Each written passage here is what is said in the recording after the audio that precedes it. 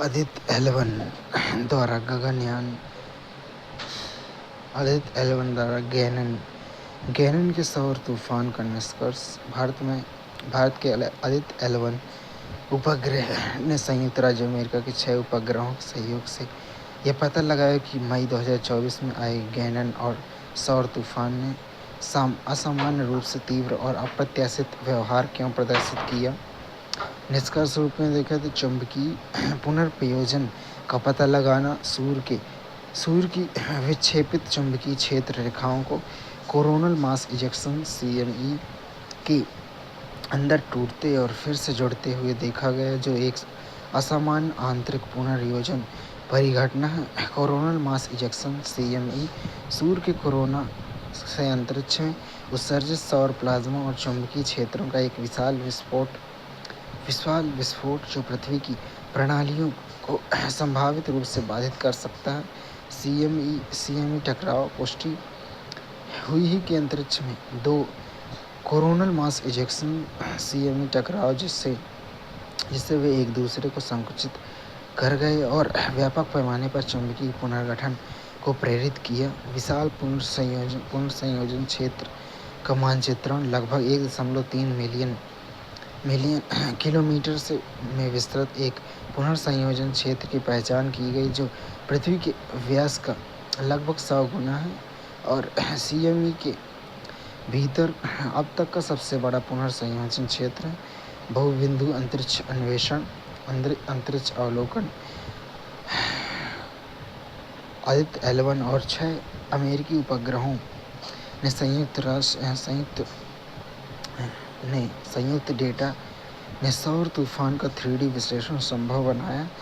Gannon ने सौर तूफान के बारे में मई 2024 में पृथ्वी पर 2 दशकों से अधिक समय में आया पहला G5 स्तर का भीषण भूचुम्बकीय तूफान एक विशाल कारण रहा कि एक विशाल सौर सक्रिय क्षेत्र के कई कोरोनल मास इजेक्शन का विलय।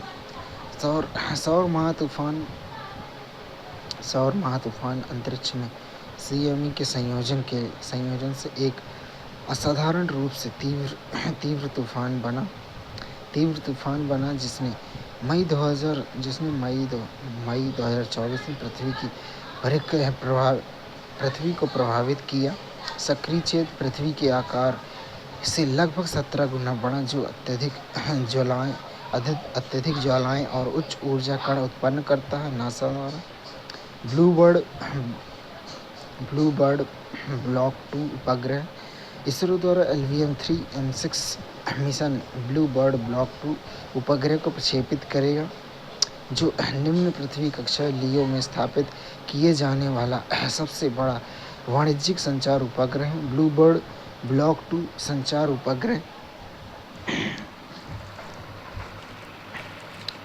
प्रकार AST स्पेस मोबाइल USA द्वारा विकसित पहली पीढ़ी का वाणिज्यिक संचार उपग्रह। मुख्य विशेषताओं में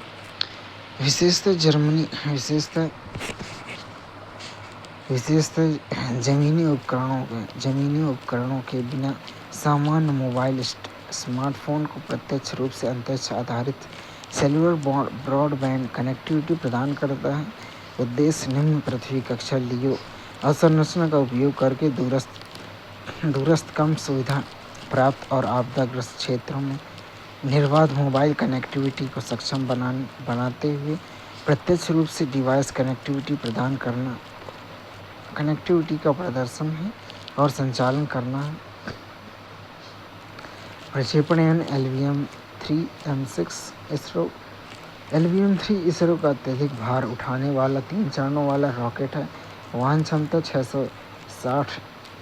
640 टन का लिफ्ट ऑफ द्रव्यमान 43.5 मीटर की ऊंचाई और भूतुल्यकालिक स्थानांतरण कक्षा GTO में 4200 किलोग्राम का पेलोड ले जाने में सक्षम है।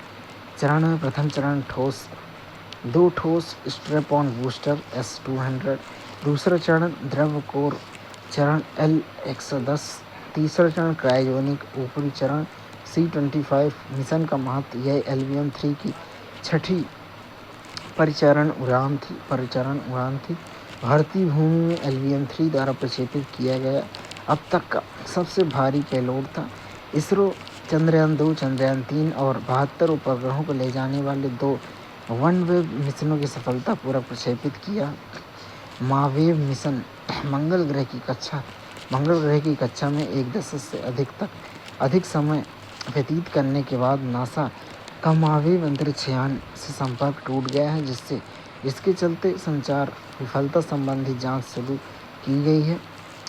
नासा के 2 अन्य अंतरिक्ष यान मंगल ग्रह की परिक्रमा कर रहे हैं, जो अभी भी सक्रिय है। मार्स रिकॉन्सन्स ऑर्बिटर 2005 और the Mars Odyssey 2001। MAVEN Mars Atmospheric and Volatile Evolution NASA का एक मिशन था, जिसे मंगल ग्रह के ऊपरी वायुमंडल और आयनमंडल और सूर्य के साथ इसकी अंतरक्रिया का अध्ययन करने के लिए निर्मित किया गया। प्रक्षेपण नवंबर 2013 में हुआ और 2014 में मंगल की कक्षा में प्रवेश किया, ताकि ग्रह की वायुमंडलीय विकास का अध्ययन किया जा सके। विशेषताओं में वायुमंडलीय संरचना, सौर पवन अंतरक्रिया और वायुमंडलीय पलायन को मापने के वाले उपकरणों से युक्त अवक्षेपित आवेशित कणों और सौर विकिरण द्वारा मंगल ग्रह के ऊपरी वायुमंडल से गैसों के विमोचन का अध्ययन करने में सक्षम है। इसने नासा के क्यूरियोसिटी परसेवरेंस रोवर्स के लिए संचार रिले के रूप में कार्य किया है। प्रोजेक्ट सनकैप्चर गूगल की एक दीर्घकालिक पहल है, जिसके तहत वर्ष 2027 तक अंतरिक्ष में सौर ऊर्जा के चलने वाले डेटा केंद्र बनाए जाएंगे। प्रोजेक्ट सनकैप्चर के बारे में गूगल की अंतरिक्ष आधारित AI डेटा सेंटर पहल है। प्रौद्योगिकी में सौर ऊर्जा के चलने वाले उपग्रह जिसमें टेंसर प्रोसेसिंग यूनिट TPU स्थापित है और जो लेजर आधारित ऑप्टिकल लिंक के माध्यम से जुड़े हैं। उद्देश्य पृथ्वी पर विद्युत और जल की खपत को कम करते हुए कक्षा में कृत्रिम बुद्धिमत्ता या मशीन लर्निंग कार्यभार में वृद्धि करना है। लाभ निरंतर सौर ऊर्जा, स्थिर कक्षीय परिस्थितियाँ, उच्च डेटा स्थानांतरण, 16 TBPS तक परीक्षण किया गया और बाह्य अंतरिक्ष संधि 1967 के अनुरूप बहुउद्देशीय डेटा होस्टिंग व्यवहार्यता में रॉकेट प्रौद्योगिकी में प्रगति और प्रक्षेपण लागत में कमी के कारण संभव। अन्य अंतरिक्ष आधारित डेटा केंद्र परियोजनाएं हैं।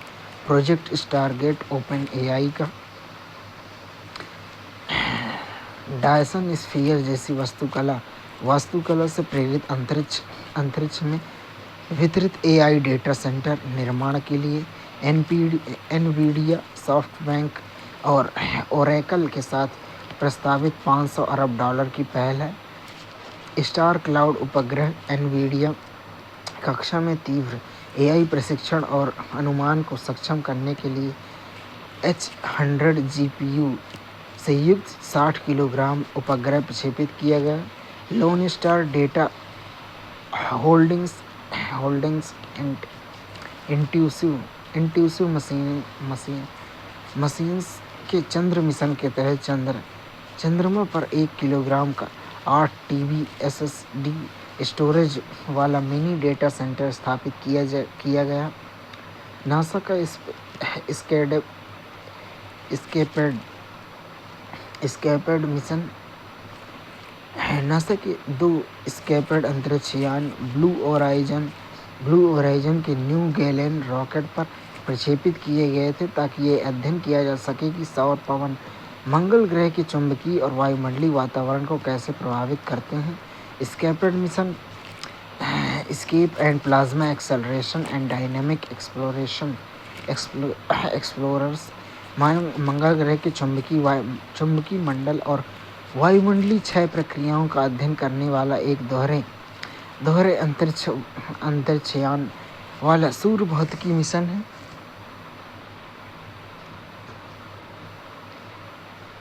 नेतृत्व में कैलिफोर्निया विश्वविद्यालय बर्कले और रॉकेट लैब द्वारा निर्मित अंतरिक्षयान है। उद्देश्य सौर पवन मंगल अंतःक्रियाओं का अध्ययन करना, सौर तूफान से प्रेरित वायुमंडलीय पलायन का आकलन करना और समन्वित दोहरी कक्षा प्रक्षेपणों का उपयोग करके अल्पकालीन चुंबकीय मंडल में परिवर्तनों का अध्ययन करना। C-20 क्रायोजेनिक इंजन इसरो ने प्रक्षेपण यान मार्क 3 LVM-3 के ऊपरी चरण को शक्ति प्रदान करने वाले C-20 क्रायोजेनिक इंजन पर बूटस्ट्रैप मोड स्टार्ट परीक्षण सफलतापूर्वक प्रदर्शन किया। क्रायोजेनिक इंजन एक रॉकेट इंजन है जो अत्यधिक ठंडे द्रव प्रणोदन का उपयोग करता है, आमतौर पर तरल ऑक्सीजन LOX -183 डिग्री सेल्सियस पर और तरल हाइड्रोजन LH2 -253 डिग्री सेल्सियस पर, जिसे अत्यंत कम तापमान पर संग्रहित किया जाता है। क्रायोजेनिक्स वह विज्ञान है जो कम तापमान पर पदार्थों के उत्पादन व्यवहार संबंधित है, जिससे अंतरिक्ष में भारी पेलोड लॉन्च करने के लिए शक्तिशाली प्रणोदन संभव हो पाता है। C-20 क्रायोजेनिक इंजन भारत का सबसे शक्तिशाली क्रायोजेनिक इंजन है, जिसे इसरो के द्रव नोदन प्रणाली LPSC वलियामाला केरल द्वारा विकसित किया गया। LVM-3 GSLV मार्क 3 के क्रायोजेनिक ऊपरी चरण को शक्ति प्रदान करता है। भारत की क्रायोजेनिक यात्रा 1990 के दशक तक भारत क्रायोजेनिक इंजन प्रौद्योगिकी से वंचित था। इसरो ने क्रायोजेनिक अपर स्टेज प्रोजेक्ट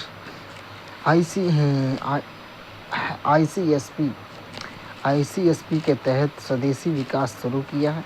स्वदेशी क्रायोजेनिक चरण की पहली सफल उड़ान जनवरी 2014 में GSLV D5 पर हुई। C-20 भारत की स्वतंत्र क्रायोजेनिक क्षमता के परिपक्वता का प्रतीक है। लॉन्च व्हीकल मार्क 3 LVM-3 उपनाम बाहुबली भारत का सबसे शक्तिशाली परिचालन रॉकेट, जिसे इसरो ने भारी संचार उपग्रह और अंतर्ग्रही मिशनों के लिए विकसित किया है। चरण में ठोस द्रव क्रायोजेनिक इंजन प्रथम चरण में 3 चरण रॉकेट है। प्रथम चरण में प्रक्षेपण के लिए 2 स्ट्रैप ऑन बूस्टर है। दूसरे चरण में द्रव बूस्टर अलग होने के बाद मुख्य प्रणोदन प्रदान करता है। तृतीय चरण में क्रायोजेनिक -LH2 LOX उपग्रह को कक्षा में स्थापित करता है। पेलोड क्षमता निम्न भूकक्षा लियो में 8000 किलोग्राम तक, भू स्थिर कक्षा जियो में 35,000 जो लगभग 36,000 किलोमीटर में 4000 किलोग्राम तक। प्रमुख उपलब्धि चंद्रयान 2 2019 में, चंद्रयान 3 2023 में सफल प्रक्षेपण, CMS-03 GSAT-7R। इसरो ने भारतीय नौसेना के LVM-3 M5 launch vehicle mark 3 के द्वारा GSAT-7R CMS-03 संचार उपग्रह का सफल प्रक्षेपण किया। LVM-3 के पिछले मिशन चंद्रयान 3 मिशन को प्रक्षेपित किया था, जिसमें भारत चंद्रमा के दक्षिणी ध्रुव के निकट सफलतापूर्वक उतरने वाला पहला देश बना है। GSAT-7R CMS-03 श्रृंखला एवं उद्देश्य यह भारत के GSAT-7 उन्नत रक्षा संचार उपग्रहों का हिस्सा है, जो भारतीय नौसेना के हिंद महासागर क्षेत्र IOR में सुरक्षित संचार को बढ़ाने के लिए GSAT-7 रुक्मणी 2013 का स्थान ग्रहण कर रहा है। प्रक्षेपण विवरण में प्रक्षेपण यान LVM-3 प्रक्षेप स्थल सतीश धवन अंतरिक्ष केंद्र SDSC SHAR श्रीहरिकोटा प्रारंभ में भूतुल्यकालिक स्थानांतरण कक्षा GTO में स्थापित लगभग 250 किलोग्राम उपभू पेरिगी लगभग 29,970 किलोमीटर अपोगी लगभग 35,786 किलोमीटर की भूस्थिर कक्षा GEO तक पहुंचने के लिए अंतरिक्ष यान में स्थापित प्रणोदन प्रणाली का उपयोग करेगा। भार लगभग 4400 किलोग्राम। भारत से प्रक्षेपण किया गया अब तक का सबसे भारी उपग्रह संचार उपग्रह GSAT-11 इससे भी भारी था, जिसका वजन 5800 किलोग्राम था, लेकिन इसे एरियन 5 रॉकेट द्वारा प्रक्षेपित किया गया था। परिचालन अवधि 15 वर्ष।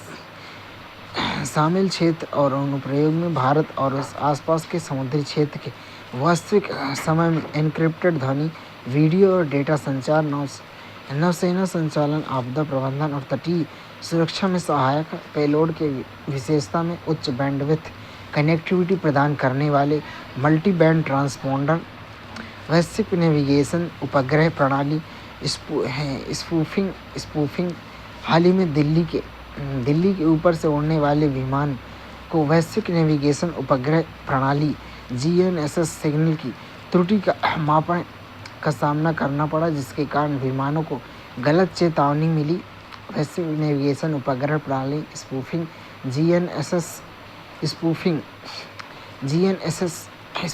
ने नकली उपग्रह नेविगेशन सिग्नल प्रसारित करना शामिल है, ताकि प्राप्तकर्ता को गलत स्थिति, वेग या समय PVT डेटा की गणना करने के लिए भ्रमित किया जा सके। स्पूफिंग विश्वसनीय सिग्नलों का जानबूझकर गलत रूपांतरण है, जिससे प्राप्तकर्ता को विश्वास हो सकता है कि डेटा वैध GNSS उपग्रह उत्पन्न हुआ है।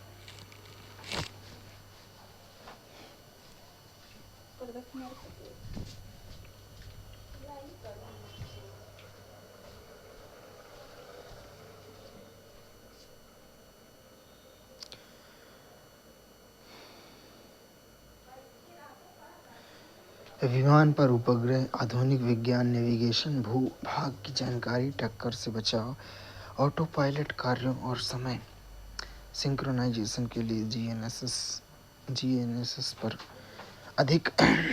बहुत अधिक निर्भर करते हैं, जिससे सिग्नलिंग का एक बड़ा विमानन सुरक्षा जोखिम बन जाता है। लचीलापन। विमान केवल GNSS पर ही निर्भर नहीं होते।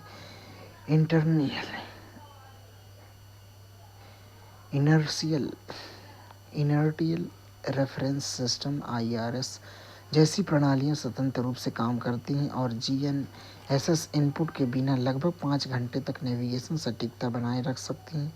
कार्यतंत्र में सिग्नल जनरेशन। एक स्पूफर वास्तविक सैटेलाइट सिग्नलों के समान आवृत्ति और संरचना का उपयोग करके नकली या छद्म GNSS सिग्नल प्रसारित करता है।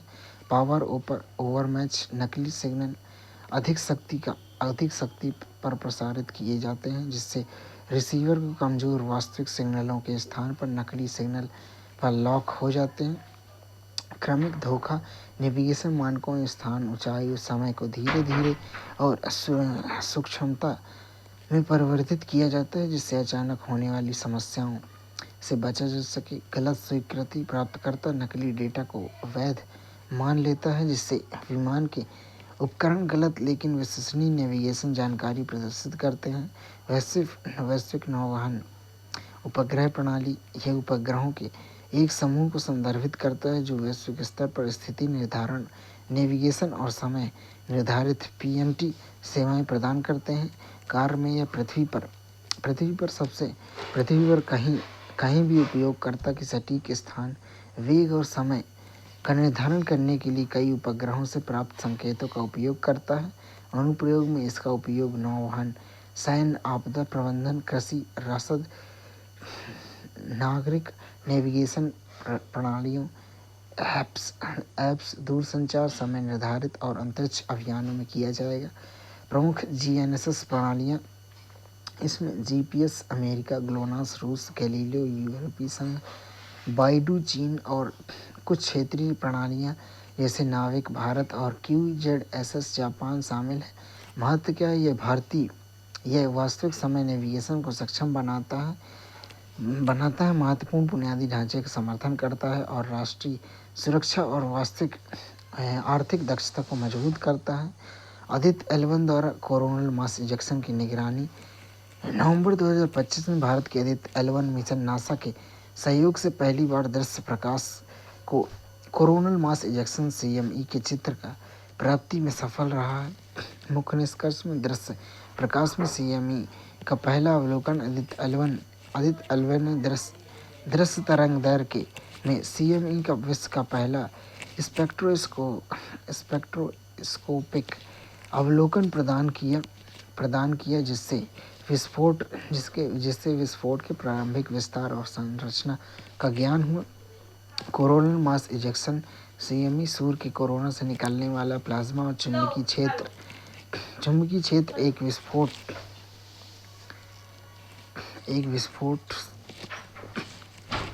विस्फोट है जो अंतरिक्ष में यात्रा करता है, अंतरिक्ष मौसम को प्रभावित करता है। उन्नत अंतरिक्ष मौसम पूर्वानुमान दृश्य सीमा डेटा सौर विस्फोटों पर निगरानी करने की क्षमता में वृद्धि करता है, जिससे सौर तूफानों का पूर्वानुमान लगाने में सहायता मिलती है, जो उपग्रहों, नौ परिवहन और विद्युत को बाधित कर सकता है। वैश्विक सहयोग को सुदृढ़ करना यह